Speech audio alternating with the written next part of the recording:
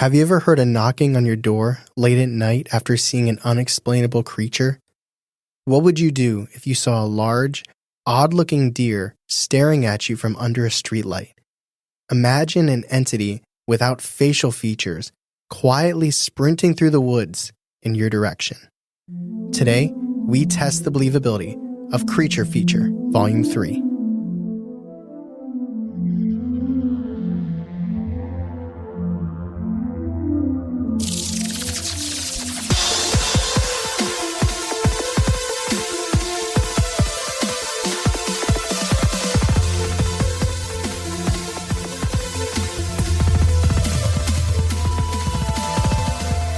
Welcome to Believing the Bizarre, Where we dive into the unknown and the unusual. and tell you whether we find it believable or not.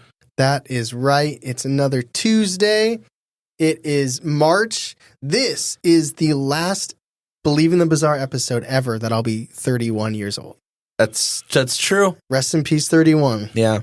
Put it down. It's fine. At least I escaped 27. You feel me? 31 is not a milestone. I'm going to ask you this question because this shocked me when I found out. Yeah. When do you think our last Creature Feature was? If you had a guess. And just as a hint, right now, today is February 2024. Was it around Christmas? No. Like, give me a month and a year is what I'm asking for. December 23. So 3 months ago. Yeah. See, okay, listen. My concept of time is broken because, and we talk about it with alien episodes where we'll feel like we just did one. Yeah. And All it's the time. been like a month. Yeah.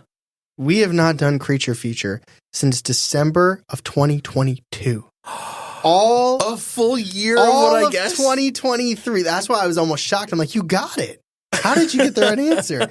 No, yeah, it's What? 2023 didn't have a Creature Feature, and that blows my mind. That's crazy. I thought it was my time is also broken. That's crazy. I'm like, did we just recently do When one did of you these? think we did it before? Like maybe 6 months ago, like summer. Okay. It does not feel like it's been that long. Over a year? No. Because I love these so much. I know we don't get a ton. Like we said, probably 90% of our listener submissions are hauntings. Yeah. which is awesome. Mm-hmm. But I'm very excited about this. I got 5 chilling, creature-ish stories. The for questions you. were enchanting. They were all given engrossing. given to us by listeners. There's no Reddit here. There's no sleep Reddit. There's no Ranker mystery Mysterious Universe. No. Yeah. This is y'all sending it to us. I do like Ranker. And was that spooky? Is that them? Yes, yeah. Was that scary for you? Yes. And let's get into it. All right, this first story comes to us from Kenzie in Texas, and it takes place in October of 2020. Okay. COVID creature. Absolutely. Does it have a mask on? I'm going to actually, in honor of, I'll wear a mask during this episode. So the next thing, I'm not making fun of masks, by the way. Quote, a preface before I begin. This happened more than a year ago now. It shows when this was submitted to us. And I've never known to have the best memory. That being said, this experience is probably the only thing in the chaos that was 2020 that I remember with such clarity. It's very fair. My dad and I often go out hunting at night on weekends when I'm home from school, shooting troublesome animals like hogs and coyotes for family and friends. This particular night, we were on some land that belonged to my uncle who was having a major hog problem at the time. I got a hog problem all the time. All the time, you gotta watch out for them hogs, just hogging around. That really like Crash Bandicoot, where you're riding. They're driving buggies in the woods. Yeah. So hogs were what we were after. We went out around 5 p.m. or so, and this was near the end of October. I think it was about a week or so before Halloween, and it tends to get dark around 6. So we went around the ATV for close to an hour, with little luck in spotting any hogs. The sun had long disappeared behind the horizon, and we were driving through the brush pretty slowly. When it got too dark to see, we had a spotlight that my dad would hold on one side, and I had a red LED spotlight that isn't meant to light up an area, but rather the glints of the eyes of the animals. The LED light is really good for spotting animals, even if they're hidden behind trees or brush. Fun fact, they're also really good for stargazing. My parents got me some red light flashlights. Oh, cool. For that. It is really cool. So we're inching along, and my dad put down the spotlight at this point because there was a fence on his side because it was someone else's land. I remember it being really dark that night. The moon was covered by clouds, and the stars really didn't put off any light of their own. All we had was this red light in the dark. Suddenly, as I'm sweeping it over a lower area in the brush, the light glints off of a pair of eyes. I center the light back on where I saw them, and I tap my dad on the shoulder to get him to stop the ATV. Now, this thing is really loud when it idles, so he turns it off so it doesn't scare away the animals. With only the LED light, I couldn't see much, but the animal immediately looked too big to be a hog. I handed the light off to my dad so I could go look through the scope of my rifle to try and work out what it was. Through the scope, maybe 200 yards away, it was clear that what I saw was just a deer.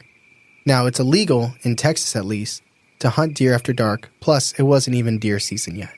I was disappointed, not only because it wasn't a hog, but because it was quite possibly the biggest buck I'd ever seen, and I've seen a lot. I remember sighing, and I whispered to my dad that it was just a deer. He turned the ATV back on, and the second it roared to life, the buck stood up on its hind legs. Now, this in itself is not strange. Deer will do this often to get high food in trees and the like, but what deer absolutely do not do is walk like that. This thing, I know that it definitely was not a deer. It started running straight toward our ATV. I smacked my dad with a force that probably left a bruise and didn't even bother to whisper when I told him to go. Spooked by my urgency and the thing he later told me that he saw too, he took off like a bat out of hell. I watched behind us as we sped away and saw the deer thing fall back on all fours and just sit there and watch.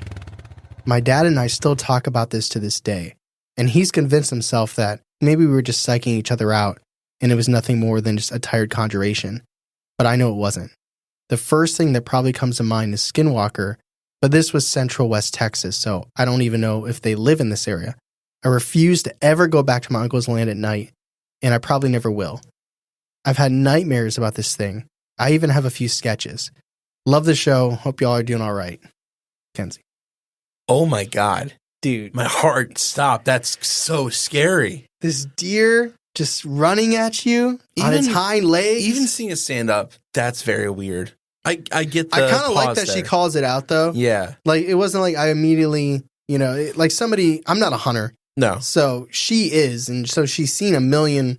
It's cool because at first she's like disappointed, like, dang, this is an awesome buck and I can't get it. Yeah. Because it's not the right time and I'm going to respect that. But then it's, like stands up and it starts running at you. I like how deer hunting, like deer have like protection, like, oh, nighttime can't get me. I didn't, yeah. That's terrifying. That is a very scary story. You know what? It's menacing because it starts running at them. Just, do you imagine think it a deer, pumps its arms? Imagine a deer. Well, it'd be almost weirder if its arms didn't move at all. Yeah. Like just still arms. Maybe it needed for the balance. It's got its arms out like this. God. It's just trying to make itself bigger to look scarier. What do you think that was? I mean, it falls under the not deer in a way, but that's also what I think it is. Like almost like how we've talked about like a goat man type of thing before. Yeah. Like what if it's like a deer man type of a thing? I think that's a thing somewhere. We haven't covered it yet, but there is a deer man somewhere. I've looked into it. It might be Central West Texas. It's the Central Texas deer man. I want to try. How about them boys? That's their call. That's the call at night. Yeah. How about them boys? There's a deer man afoot. I do want to try a wild hog. I think that'd be fantastic to eat. You're talking about consuming. Yes. Not riding. No. Try it. I'm going to try that with hogs. I'm going to ride the hog. I'm going to take a bite of the hog. I would love to try that sometime. What would you eat with it? Barbecue sauce? French fries? Oh. Baked potato. Okay. Story 2 comes to us from Brandon, and this is the Kentucky-Tennessee border. Oh. And it took place in 2018. Oh, a while ago. Yeah. Quote, so I'm 16. And I'm 6'3", 275 pounds at the time. Jeez, it's like a wrestler. That's a linebacker right weighing there. in at 275 pounds, Brandon. Yeah, he's gonna play for the Texans. Or no, the Texans. The Tennessee The team. Titans? Yes. You should know this, Charlie. No. I meant the college team. Oh. Isn't there a college team in Tennessee? Yeah, that's, I think, is that where Peyton Manning went? Yeah, Longhorns, right? That's Texas. Is it? It's Texas. Because Oklahoma does the horns down. Oh, yeah, you're right. My bad. That's okay. It's all good. I don't know college ball. No, we don't care about college football. So anyways, back to Brandon. Quote, I grew up watching all the paranormal and supernatural shows, completely ripping them apart for being fake. So I was a total unbeliever. I was the kid that would make fun of the kids who believed in ghosts and all that supernatural stuff. Man. Sounds like a bully. All of that would soon change. In 2018, I was dating this girl that lived in Kentucky, who's now my wife, and I lived in a small town in Tennessee. I was driving to pick her up and take her back to my house one evening. Now, mind you, I'd made this drive every weekend for the past 9 months, which was an hour and a half drive. It's tough. Damn. And for none of my trips there or back did I see anything strange or bizarre until March 11th, 2018. Oh, coming up on the anniversary of that. Very soon. It was right at sunset, and there was still some light shining on the fields and the road. It was a cool evening and very windy. I was driving down Highway 79 at about 65 miles per hour, which is pretty fast for the highway. I was just listening to a podcast and minding my own business when I hear a big crash and I feel the car shake. I think to myself, did I hit something? So I stop in the middle of the road. I get out of the car and I see a huge dent in the passenger side door. Oh my God. Now I'm still on a busy highway, so there were a few cars that passed by to make sure I was okay and I wasn't hurt. Me, being the cocky-ass 16-year-old I was, said, yeah, no worries, I'm fine. So I called my dad to tell him about what happened. He told me to drive off a side road, which there was one about 1 minute up the highway. So I did, and I get out to take a quick piss, and while my back is to the car, the hair on the back of my neck stood up. It felt like I was being watched. So I look around, and I froze. Looking back at me is what I can only describe as a 7-foot-tall gorilla. It looked at me with these glowing red eyes that felt like they were staring directly into my soul for what felt like an eternity. In reality, it was probably only 10 or 15 seconds. It had the features of a man, but with hair all over. It had long fingernails, brown hair that flowed in the wind, and of course, those devilish red eyes that pierced my soul.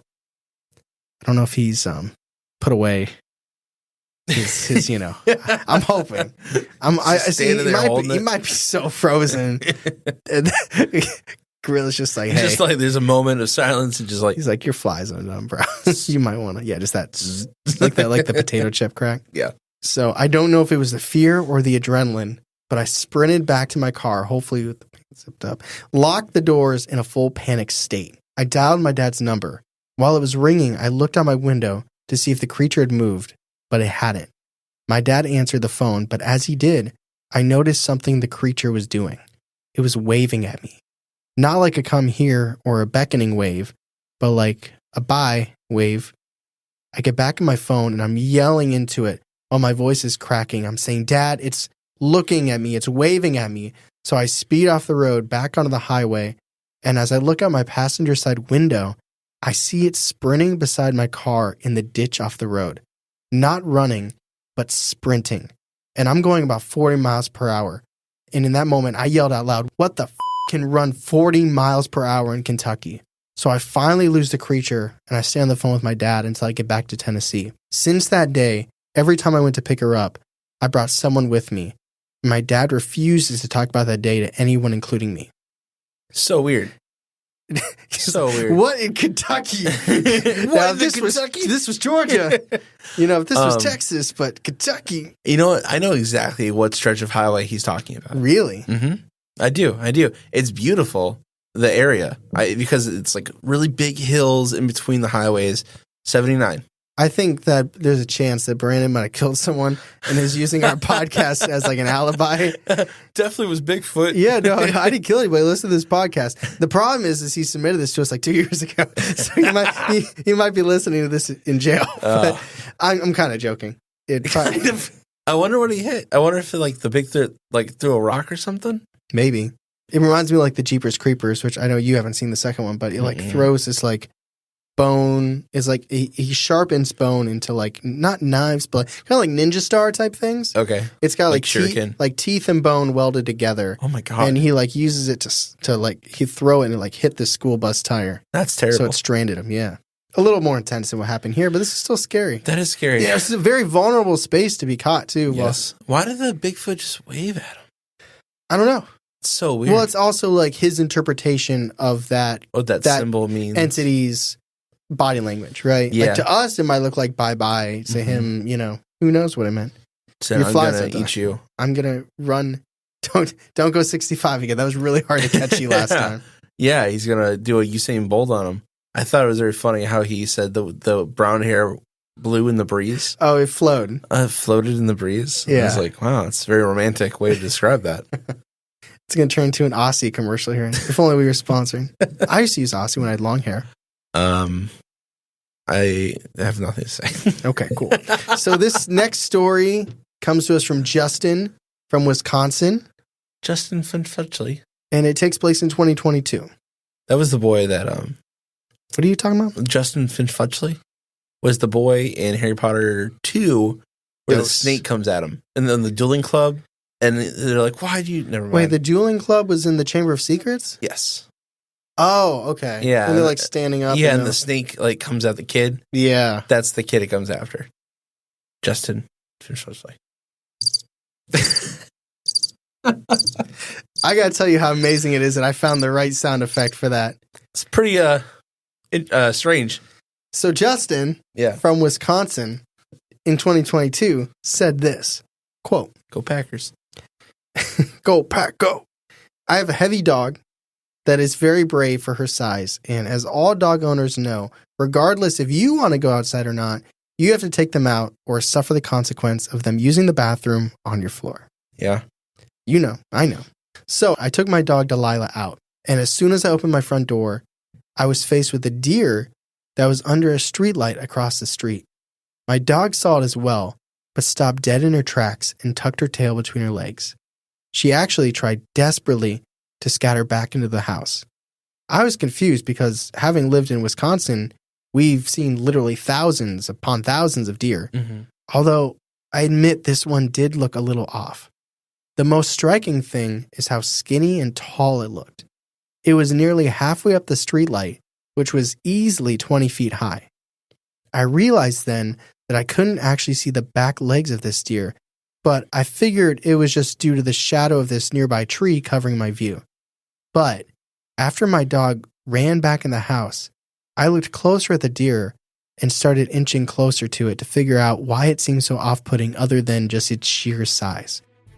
After taking a few steps forward, I realized I was wrong. It wasn't the shadow of the tree altering my vision at all. Its hind legs weren't hidden. It didn't have hind legs. It was walking on 2 feet. I'm someone who's always been very skeptical of cryptids and all of that, but at this point, I wholeheartedly believe this may have been a not deer. I went back into the house to get a weapon, and when I went outside, it had crossed the street and was headed to my front door towards me. I cocked my crossbow back and loaded a bolt and pointed at this thing. It started looking towards the woods behind my house and sprinted for them. I ran after it, and then I got to the corner of my house and it was gone. Just completely disappeared. I went to the edge of the woods, and I wasn't sure if I was slipping in a madness or if I seriously saw what I saw until I heard a loud scraping or scratching sound in this tree. I looked up in this large tree I was under, and there it was in the tree looking down at me. I jumped back and took aim at it. I fired as soon as I had a chance. My aim was on point, and I actually hit it. It screamed almost like an owl screeches, and then it fell out of the tree. I wanted to go look at it, and I'll be honest, I was thinking that maybe, just maybe, I killed a real-life cryptid. But I looked around the tree, and it was laying on its back, kicking its legs frantically, and I began reloading my crossbow. But then this thing saw me, and I don't know if it knew what I was going to do or it just didn't like being this close to me, but it kicked its feet up and jumped up like a damn ninja and ran off. I didn't want to let it get away, so I followed it into the dark woods. I was walking in the woods for about 2 or 3 minutes before I got the feeling that I was being set up. I was going to be taken or eaten or definitely killed by this creature. And at this point, I was pretty damn scared. I started backing out of the woods and was starting to feel like I was being foolish for being so bullish in my attempt to kill this creature. I was able to get out of the woods without incident, but when I got to the front door, I looked back towards the streetlight where I'd seen it, and I shit you not, it was standing there, but it wasn't alone. I got in the house and locked the door.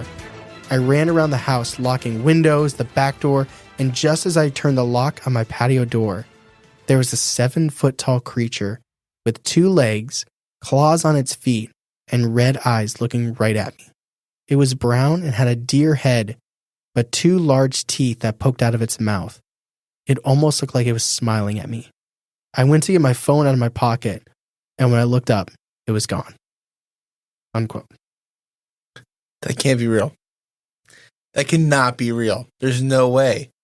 That's insane.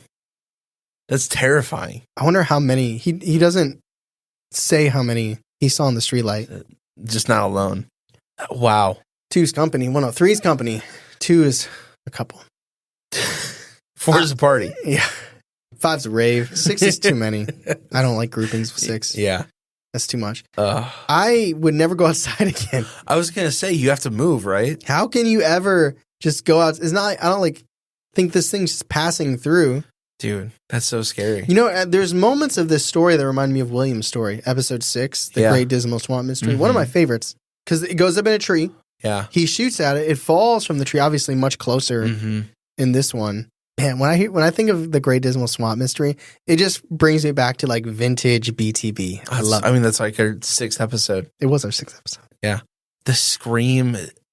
What do you think this thing was? I mean, again, it lends itself to a not deer. Yeah. It's weird, though, how I envision this thing, because he said there's no back legs.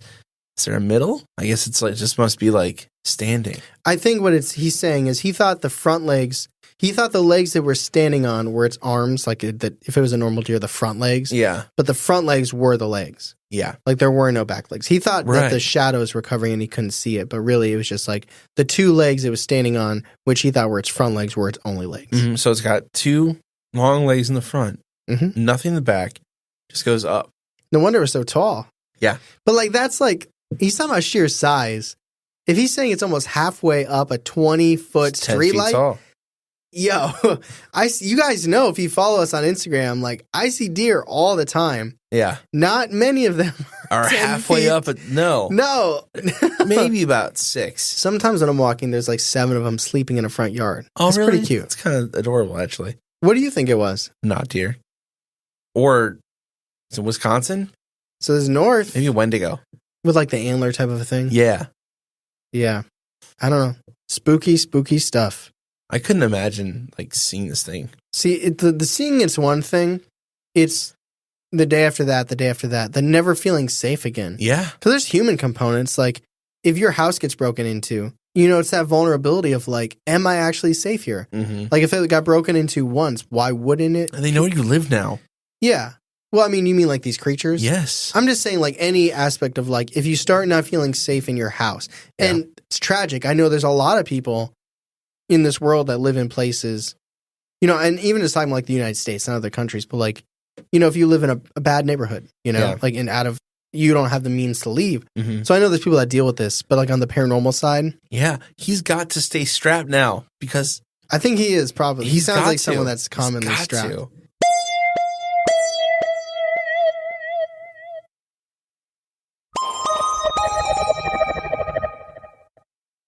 All right, I got 2 more submissions for this creature feature. This one involves Chaos. That's their name. That's the name they're going by. Cool. Yep. In Little Rock, Arkansas. Okay. And takes place in 21 and 22. Quote, so I don't know quite where to start, but I'll try to recount my experiences in this order. Now, I live in the city of Little Rock, Arkansas, and I've had 3 very bizarre experiences that I can't explain. I like to think that I'm a skeptic when it comes to ghosts, ghouls, and etc., but this has changed my mind to an extent as I'm delving more into stories about cryptids and whatnot with the help of your podcast. Very cool. Now, the first experience takes place in a small town about 1.5 years ago. Maybe a few hundred people live there at best, which mostly consist of elderly or retired individuals. I would often help my elderly friend walk his dog because he was too old to go long distances. He got the dog from his late wife and didn't have the heart to get rid of him. The dog, Harley, was a white husky in his later years and was also a very adventurous dog. But down the road from his house was a gravel path that led about 2 miles in the woods with houses along the road every now and then. I'd often go about halfway down the road and then come back, but this time I went all the way to the end of the road because, honestly, when you're in the state, there's really not much else to do on a hot day. Oh, and also, this took place at the end of summer, so it was fairly hot. Anyway, as I was turning back from the end of the road, I kept hearing branches snap and leaves move. Now, this wouldn't be too suspicious at all, other than the fact that the wind was dead as a doorknob, and usually the deer won't approach people due to large illegal hunting. Obviously, I brush it off as just natural ambiance of the forest, but something didn't feel right. From the very start, Harley picked up on that feeling too, I think, because he kept looking around like he was hearing something or seeing something. I'm not going to say I know every animal sound in the world, but this is Arkansas, and living outside the city, you do get used to hearing animals and things that just don't make sense sometimes. But as I got to the end of the gravel road and was close to my friend's house, I heard a deep growling sound that couldn't have come from a bear, wolf, or a coyote. It just sounded too sinister almost and off-putting to come from any animal that I know of. I didn't stick around, and I booked it back to the house with Harley. The second incident took place probably 2 or 3 weeks later. My friend needed to go out of state for the weekend, and since he had no relatives, he asked if I could watch the house over the weekend, which really meant just feeding and watering his dog and making sure nobody broke in, which doesn't really happen out here, but he was from New York, so I guess his paranoia was understandable. He has a nice yard and a spectacular backyard. There's 2 sets of fences you have to get through to get to the wood line of his property, and they're chain fences about 5 or 6 feet tall. I went outside in the far section of his backyard where there's a hammock and whatnot just to hang out on. It was probably around 10 p.m. or so, and as I was heading inside, I once again heard the same growling noise as I previously mentioned, but it was lower and fainter than the last, almost like a whisper. But there were no crickets or any noise being made, so I heard it clear as night. Out of instinct, I immediately looked behind me, and to my surprise, I saw the head of a deer over the fence. I calmed down because you'll see deer at night quite often, especially at the woodline. The worst part is the fact that I remembered how tall the fence was. The deer simply don't get that big around here. This thing was 5 or 6 feet high, and it was over the fence. Harley was on the leash, and the moment he saw the deer, he booked it to the fence gate, which led to the house, and I did the same. After entering my friend's house, I locked all the doors and made sure that the back door blinds were closed. For context, I live about 10 minutes away from my grandma's house, so I could easily walk or bike to my friend's house, but with whatever was out there, every fiber of my being was telling me not to leave the house. I know it sounds cliche, but it was like a primal instinct that I just couldn't shake. At first, I thought rationally and figured the deer was probably just a mutant or it was just very uniquely tall. I mean, I've heard stories where sometimes animals will have larger proportions or more unique features than other animals, like a snake with an extra head or something like that. But that idea was quickly shut down as I heard something that made my blood run cold. I heard tapping on the back door and the back kitchen window, which were on the same side of the house, which pointed towards the wood line. Now you have to remember, there are 2 sets of fence equally tall that you have to pass to get to the house, except for the front of the house. My mind immediately kicked into overdrive, and I sat with Harley, who was in the living room on the couch. The tapping continued for about 15 minutes until it became more like a loud knock. At that point, I was terrified because my 17-year-old mind was racing with ideas of monsters and the like. But all of a sudden, the knocking stopped, and Harley seemed to have calmed down, and he actually went to go sniff the back door. But all of a sudden, Harley ran out from the kitchen, and right after that, I heard a loud thud on the side of the house. It honestly sounded like a car had crashed through a brick wall. After that, thankfully, I heard nothing else for the rest of the night. I didn't go into the kitchen, and I didn't even leave the living room. I was terrified. Later on in the night, when morning came, I went outside, and there was a large dent in the side of the house, right next to the power box. When Monday came, my friend came back from his trip and mentioned the dent. I didn't know what to say, so I just played it off like I had no idea what had happened. I really didn't want him or anyone else to think I was crazy. Thankfully, that was the last thing I would experience for about a year until recently. I'm now 18 and I moved out of that town, not because of the experience, but because it would mean I'd be closer to work. Now I live in the outskirts of Little Rock in a 2-story apartment building. The first week I moved in, I had to take out the trash to the building trash can, which was outside in the back parking lot of the property. There's no elevator, so I had to take the stairs on the side of the building to get down, and as I throw my trash in and proceeded to head back to the stairs, I once again heard that growling noise. It was so much deeper than what I previously heard that it almost made me throw up. And once again, I had this heart-wrenching feeling that I needed to get inside or I would die. I'm sorry that I can't really explain this feeling properly, but I ran up the stairs and into my building, and about 2 seconds after I closed the door and locked it, I heard that same knocking sound as I heard last time. I swear to God, it sounded exactly the same, like a video was being replayed. But that was it this time. There was no loud thud, there was no continued knocking, just silence. Dead silence. That was about 2 months ago, and I haven't experienced anything similar yet. After that, though, I've been listening to stories about cryptids and things like that. I've thoroughly enjoyed y'all's podcast, and I want to say again, I'm not sure what it was, but it freaks me out every time I think about it, and maybe y'all could give me some feedback on what you think it could be. Unquote. That was chilling. That was terrifying. What?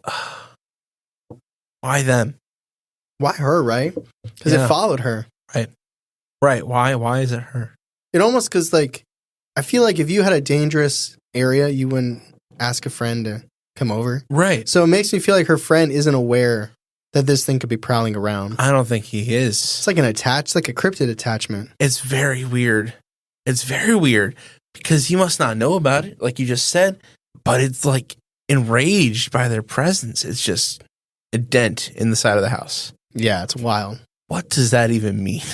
Well, I feel like it felt Harley's presence, maybe, or like it thought it was gonna be able to get Harley. It heard movement in the house near it, so it charged. Oh, it's scary. Harley's like, bye, don't come back. But Harley was telling the friend, like, hey, yo, she ain't coming to watch here no more. Yeah. we good. And then she moved towns. Or not towns. What's the outskirts? She went from Little Rock to the outskirts of Little Rock. Yeah. Although it feels rural the whole time to me. It does. I think just Arkansas is like that. We've been. I've not been. You've been through Arkansas. Have I? Have you not? No. Are you sure? I've never been through Arkansas. Never? Mm-mm. No. Oh, I went through it when I went to Oklahoma. No.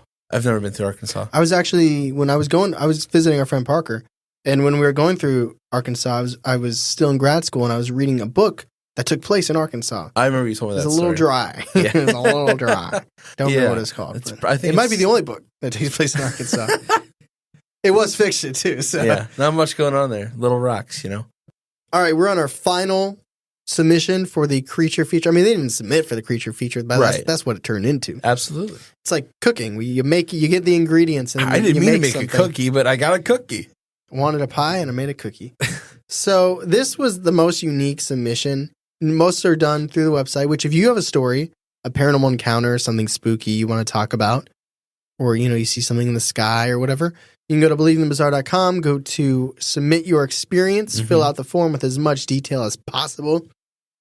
But this one came to us from a business email. Okay. Interesting. Like the, when you had the signature at the end. Oh. Like a professional, like it might have been their work computer. Yeah. Interesting. So I'm thinking we were getting I thought it might even be a sponsorship at the time. I was like, this is interesting. But it's just a story. Okay. Well, technically it's their friend's story. But they're going Sophia on us. They're using a different name. Because they sent to their business. Yeah, probably. But I read it. I'm like, oh, geez, I got to save this for a rainy day. And here it is. Oh, here it is. It's pouring down. Ooh, that's what you should do. If you're not listening to this on a stormy night. You should. You should pause it right now. Wait. Get into bed. Oh, okay. And then when it starts, there's like a storm going on, that's when you listen to this. So are you telling these people to get in bed now and just stay in bed until it starts storming? Whatever it takes. Go to bed now and just don't leave until it starts storming. Make sure there's a phone charger by your bed. It'll happen soon. We had our first thunderstorm of the year a couple days ago. Oh, We did. we did? I did. I don't know if you did. I don't pay attention. 2 days ago, it was like big thunder and lightning because it went from like 70 degrees to 30 degrees. Yeah. It was cold. Joey was pretty chill about It's good. stuff. All right, but let's get to the story. So this comes to us from Weaver, and this takes place in Tennessee. Tennessee again. Quote, "Hi there, my name is Weaver. I found your podcast while attempting to research something that my coworker witnessed in the Blue Ridge Mountains near Johnson City, Tennessee, and then Asheville, North Carolina. Ooh. I've been listening for about 2 months now, sporadically, and feel like the experience is something you might find interesting based on your content. For the sake of keeping my coworker anonymous, I'll refer to her as Jane. I've worked with Jane now since November of 2018 in Nashville, Tennessee in a corporate healthcare job. Jane works a lot with data and numbers, and her role at the company speaks volumes of the way she operates as a person. She's very logical, research-driven. Prior to this experience, she did not believe in anything that could not be seen, calculated, or measured.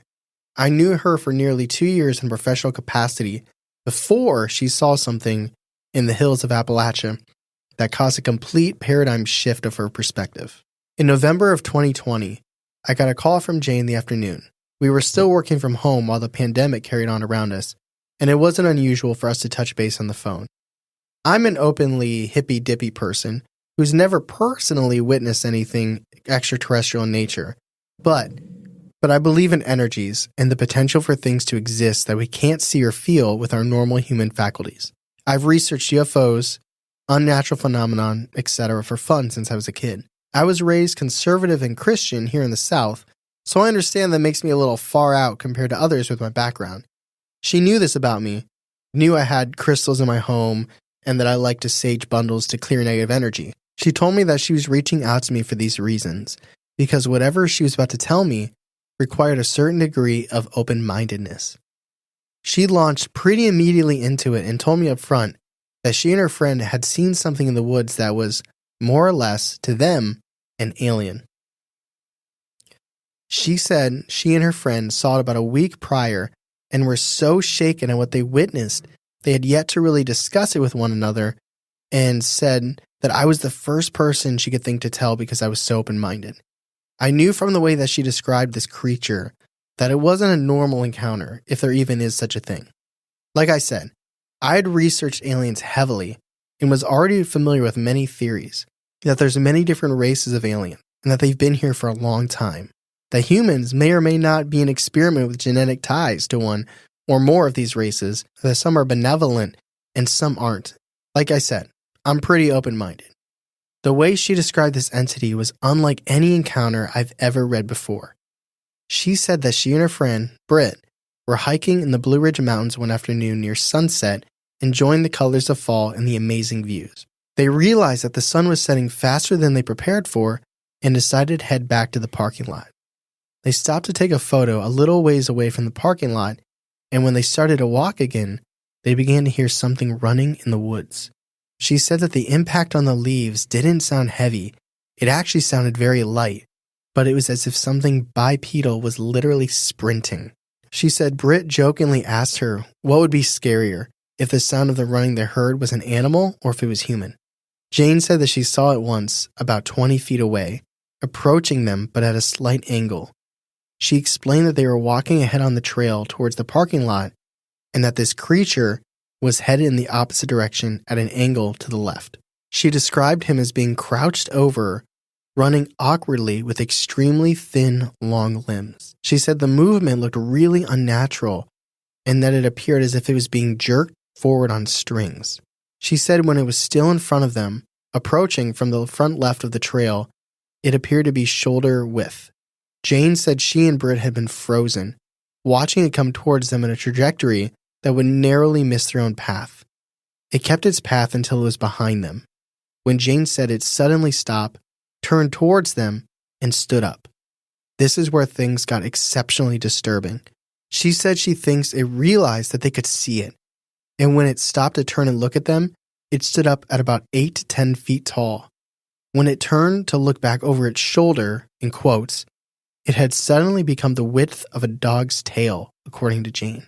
She said it had no facial features, but could possibly have something similar to a mouth at the base of its skull. She said it was made of what she would describe as inorganic, baggy, skin-like material that was almost glowing matte white. It apparently looked like it had baggy clothes on, but she said it was just some type of skin. She said although she and Britt were looking right at it, the most confounding part of this encounter was that what they saw was literally physically impossible.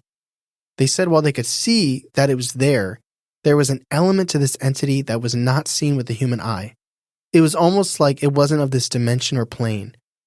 After talking extensively with her, we both settled on the term extra-dimensional. Like it was there, they could see it, but not necessarily with their eyes, because whatever they observed defied the laws of physics, and they had no words to describe what it was really like to be in its presence. While she was trying to describe what she saw, she always found herself struggling to articulate a physical description of this entity. I used facial features and shoulder in quotations because she maintains that it was absolutely nothing like a human, despite having, quote, limbs. She didn't even say that it didn't have facial features because that would imply that it had a head, and that was simply just too human for what she thought it was. I asked her if it seemed surprised when it realized that they could see it.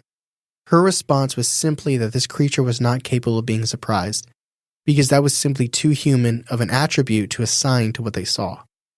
She mentioned at the end of our conversation on the topic that when it turned to face them, there was pure fear and darkness coming from it towards them. She said that while it was running through, it seemed to be running for transportation, as if it had somewhere to be, and they simply encountered it while it was en route. A good comparison we settled on to aid in the gaps in physics here is, quote, try to imagine a color that you've never seen before. You simply can't fathom it. You can't. That's just genuinely what this thing was like. She and her friends sprinted as fast as they could back to the car and didn't look back. They didn't talk about it when they got to the car either. She eventually was too emotionally distressed to keep it to herself. She was scared to sleep and to be alone, scared to hike. Her friend faced similar challenges after this encounter. Her friends asked if she was on drugs and if she thought some kids were playing a prank. She found her family and friends' responses actually made her just feel alone, and I was one of the very few people in her life to believe her. We no longer work together, but we do work in the same building, and I spend time with her a lot outside of work. She's staying true to herself, though, and researching data statistics on the creature and the phenomenon as a whole. She sends me things from time to time that remind her of elements of this creature. I've received things like the stickmen, skinwalkers, and other creepy things, but none of them are a dead ringer for this creature. Anyway, I think about this creature a lot, and I really hope that one day we can solve this mystery of what to call it. I have no doubt in my mind that she's telling the truth. That's very strange. So I decided to include that in here because I'm not sold that it was an alien. Not either. Although that's a good placeholder, I think. Because trust me, if it was alien-based, I would have filed it away for another Extraterrestrial Encounters episode. Yeah, I could definitely see it. Although extra-dimensional, I do like that description. I think that's pretty cool. It feels like it fits in the creature thing. Very scary. It almost reminds me of like No Face from Spirited Away. This creature, no features really. Mm-hmm. Oh. It's crazy how many encounters involve catching something at a weird time. Yeah. But this thing is like literally running on a path and they just happen to be nearby. Yeah. But it's like the way they describe it being so thin. Yeah. And in the woods, it's almost like it normally, because it's so quiet and like takes up no mass, even though it has this baggy skin, that it just is used to nobody actually like noticing it because it's like, I mean, they said like a dog's tail. Very thin. Like, that is crazy. But those are our stories. That is Creature Feature Volume 3. Let's get to the discussion. All right, before we get to the discussion, we like to stop the episode and thank our newest patrons, who, as of the recording of this episode, include Andrew, Mallory, Appalachian Girl 90, and Dre. We like to just highlight a couple things about the Patreon, because if we talked about the whole thing, it'd take a lot of time. That's true. Take a lot of time, and y'all can look that up, but we'll just highlight a couple things here. Charlie, what it currently exists in our Patreon that you would like to talk about today? One of my favorite things is that we set a time and a place. It's called the internet. Yes. And we like to hang out with some people. Except for last month. Except for last month, that was extenuating circumstances. But we like to do something called a Google Hangout. So if you think that you like the cut of our jib, you want to hang out a little bit for about an hour or so, once a month, and come talk and just, kind of chat about paranormal things going on in life. If you have any questions you want to ask, come hang out with us on Google. Charlie always brings some nice icebreakers. If you don't have an icebreaker, what are you going to say? Also, and we kind of keep this on the download because Patreon doesn't like it, but there might be some giveaway stuff involved. Kind of giveaways in these here, these Google Meet, Google Hangouts. There might be some benefits. We might try and trick you into talking to us or bribe you into talking to us. Don't you want to come say hello? All right, the piece of content that I would like to highlight is a fun segment, involves producer Ben. It is called Do You Believe the Bizarre? Ooh. Ben is a writer at heart and a very good one. That's very true. If you listen to our theatrical readings, you know that too. But this is a fun game where Ben finds paranormal stories online, whether it's websites, Ranker, Reddit, whatever, finds paranormal stories, but he also writes a paranormal story. Mm-hmm. Short. These are short, like 3-5-minute stories. Yeah, they're bite-sized. And we have different rounds. We have 3 rounds. And after he reads 3 stories per round, me and Charlie have to guess which story we think Ben wrote. Which is sometimes, you might get 3 completely insane, almost unbelievable stories, but he only wrote one of them. This game gets me. I have trouble with this game. It's fun though. It's fun, and plus, it's like if you like the fictionalized. I don't want to say fictionalized because these are supposedly true stories. But if you like hearing more paranormal encounter-based stories, it's a great game for that. They're great stories. But there's tons more. There's quizzes, segments, hangouts, movies, tons of things. Bonus, merch, T-shirts, hoodies, pins, lots of stuff over on Patreon. One more thing about these stories. Oh yeah, go ahead. Some of the creepiest encounters we ever have read have been on this. Do You Believe the Bizarre? I still think about the one with the person under the bed. God, there's a couple that live with you. Yeah, they're really good, very creepy. And then everything else I said after that before we went back to it. Yeah. But that said, let's get back to the main episode. All right, Charlie. Yeah. This is a unique episode because we don't have to necessarily rate them individually. That's not normally our stories are episodes that have a bunch of encounters. Mm-hmm. We just kind of talk about them. They live beyond the ratings. The scale gets a break. Yeah, for a week. We generally believe what people tell us.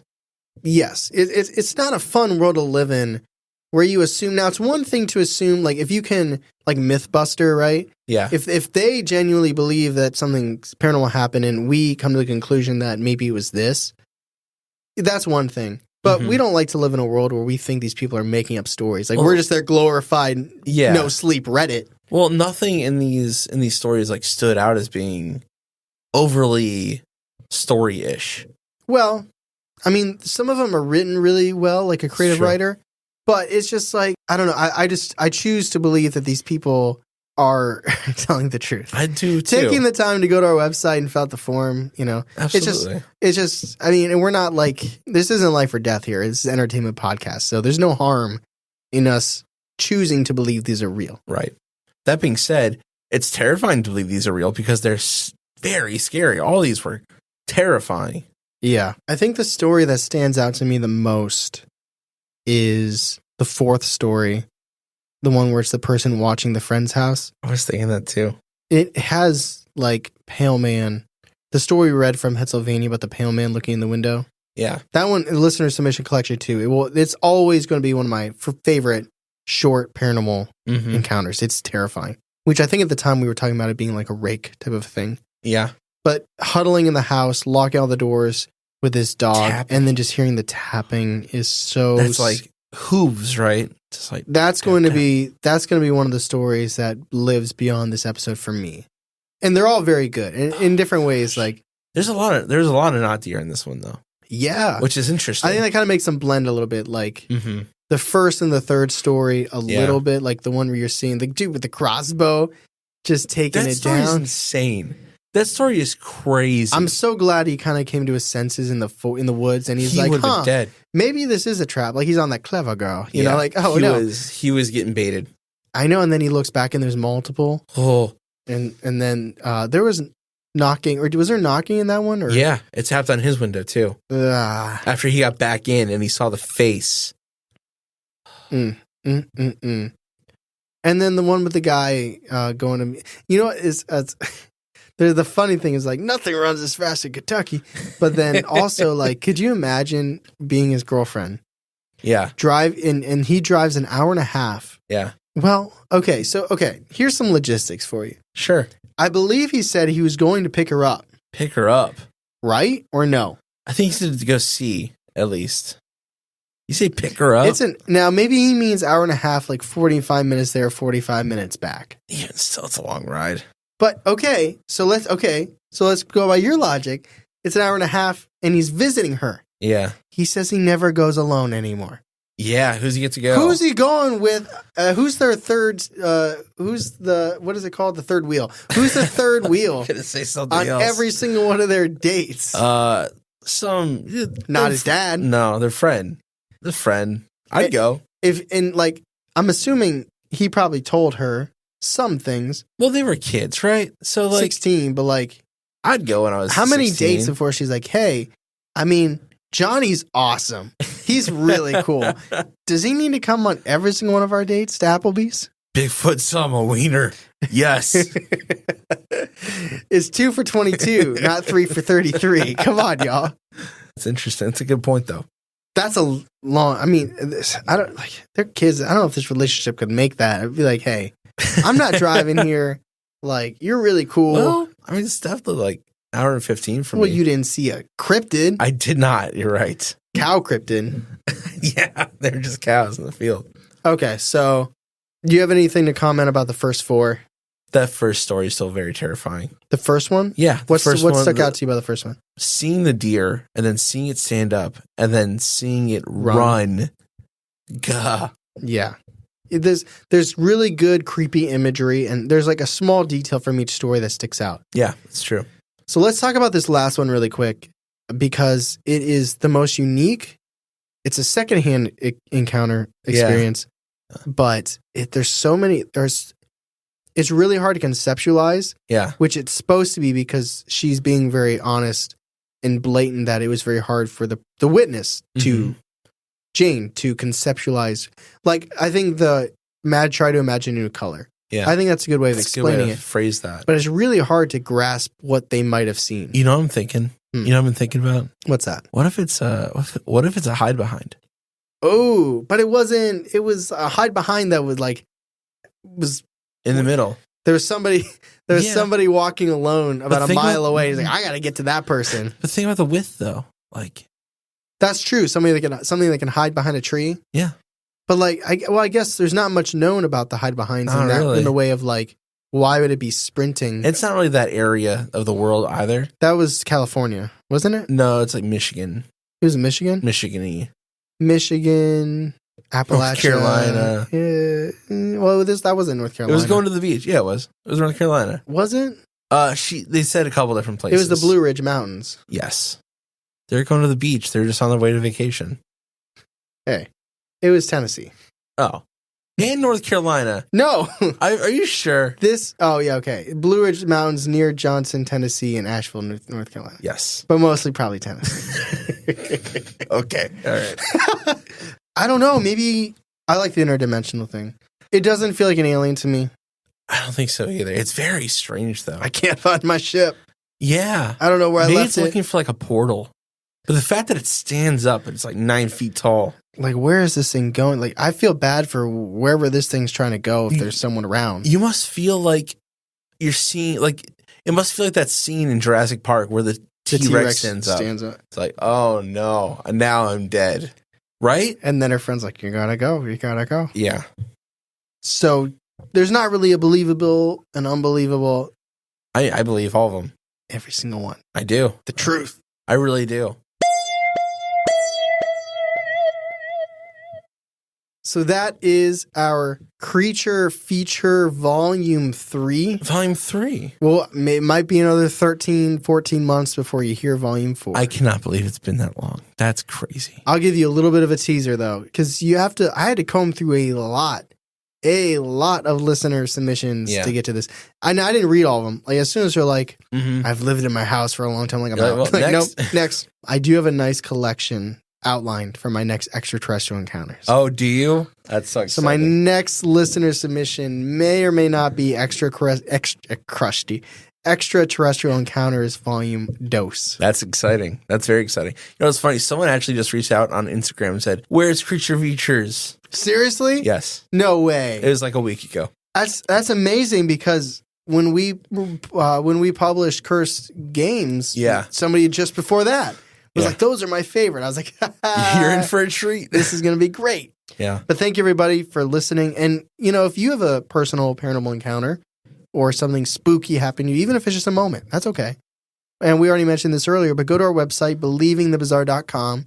Go to submit your experience in the menu. It's right at the top there. There's a form and there's a box, and you might be a little intimidated by this box. Like, oh no, it's a little small. I got to condense my story to fit this box. Listen to me, that box. My recommendation is open up your Pages if you're on Mac, or Word doc if you're on a Microsoft. And then my next thing would be to throw away the Windows computer and buy a Mac, because Macs are where it's at. Jeez, Tyler. But I would write out your experience there. Use Google Doc. You can use that on anything. Use Google Doc. Use a Google Doc. It also keeps the stylistic components, I believe. But use a Google Doc and write out your encounter with no worries about boxes or anything, and then just size, and then just Command C or Control C, Control C, and Control V, Control V, and then actually it's Command A, Command C, Command V. Command all, copy, and then drop that in that box. You don't have to think. You don't have to worry about the box. You own that box. But make sure if you're going to give it to us and you want us to read it, please say yes to grant us permission. Yeah. Oh my goodness, I'll never forget. Somebody literally submitted a story to us, and it was amazing with detail. It was great. And then the last thing is, do you give Believing the Bizarre permission to tell your story? No. They said no. That one. They said no. You cannot tell my story. It's only for me. It was a really good story, too. I don't remember if it was a good story. It was. I do remember. Well, it was very unique. Maybe we'll just Sophia it. Like 5 years from now, we'll just Sophia it. I have to find it again. They don't need to know. So I do want to say this. Thank you for everyone who listens. We appreciate you no matter what. If you are part of the Patreon, we love you. If you're not and you're just listening and you like the show, we appreciate you a lot. More than you can know. I do want to say that we are about 300 reviews away from 5,000 reviews on Spotify. Jeez. I would love to get there. What are we on Apple? Not that far. Okay. Apple doesn't love us the way that Spotify loves us. Spotify, we have a softness for Spotify, and I am just really pumped to get there. If we got like the contract, like 1/65th of Joe Rogan, like I would say goodbye to Apple Podcast in 2 seconds. I mean, they can just give us like a couple of M&Ms. Yeah, Apple and us don't hang out. I don't know why. Yeah, we just don't get along. It's if weird. you're one of those few on Apple, we appreciate it. Ironically, I listen to podcasts on Apple. I don't anymore. No, you've been spurned. You're like a spurned lover. Yeah, I'm like, Spotify's better. Well, Charlie, I also just want to say that, like I said, and this is very important. This is the last episode on B31. That's true. But Charlie, everyone likes the and. This and what? Tell people the and. What do they get if they want to be part of Patreon and get that bonus extra content? So if you want to join our Patreon, you get to listen to all our back catalog. And if you join the dedicated tier, gets a shirt, and the not tier get the shirt and the hoodie and the pin and the limited pin. Limited to this year. Not like we have. It's not limited in quantity. Yeah, you've got months to go before it's really like scarce. But you know what? It'll happen before you. If you want to live on the edge and just join like at 11:30 p.m. on December 31st, you'll still get the pin. But that's pushing it. Yeah. What if your internet goes out? You know? Happy New Year's. What other? So we got quizzes. We got bonus segments. You can get our ringtones. You can get wallpapers.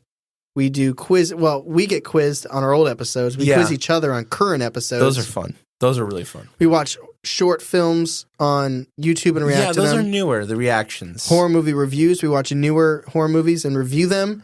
We also watch movies on Netflix with y'all, like in a little party Those chat are fun. thing. The Google Hangout, like Charlie mentioned earlier. We just watched Beryllium. It was the thing with Jesse Eisenberg and the girl who was in Black Friday. Yep. I like the movie. It was really cool. I had seen it before, but it was cool. And director's cuts. Theatrical readings twice a year. It's bumping in there. It's really cool. We need to work on the Discord, but we could talk about that another time. That's true. But we appreciate you. We appreciate you listening. It means a lot to us. So thank you for listening to the podcast that would never be caught with our is out. We appreciate you. As always, I'm Tyler. And I'm Charlie. And catch us next week on Believing the Bizarre. A podcast as bizarre as you are.